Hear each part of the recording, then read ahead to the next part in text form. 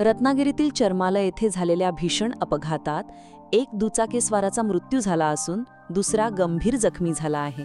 मंगळवारी 26 ऑगस्ट रोजी सायंकाळी 7 वाजण्याच्या सुमारास ही घटना घडली. मृत तरुणाचे नाव आहे मयूर घडशी, वय 27, राहणार तिवंडेवाडी, शिरगाव, रत्नागिरी. तर जखमी झालेला तरुण आहे ओमकार सनगरे, वय 22.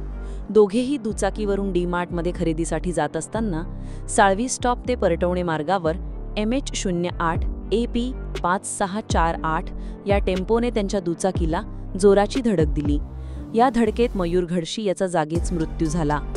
अपघाताची घटना कळताच परिसरातील नागरिकांनी मोठी गर्दी केली होती. अपघातानंतर दोघांनाही तातडीने जिल्हा शासकीय रुग्णालयात दाखल करण्यात आले. मात्र तपासणी दरम्यान वैद्यकीय अधिकाऱ्यांनी मयूर याला मृत घोषित केले, तर ओमकारवर जिल्हा रुग्णालयात उपचार सुरू आहेत. या दुर्दैवी अपघातामुळे शिरगावमध्ये हळहळ व्यक्त होत आहे. 24 न्यूज, रत्नागिरी.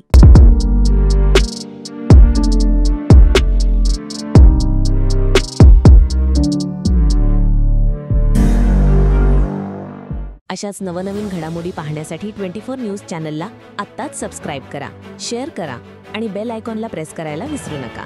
आणि हो, तुमची प्रतिक्रिया देखील कॉमेंट बॉक्समध्ये नोंदवा.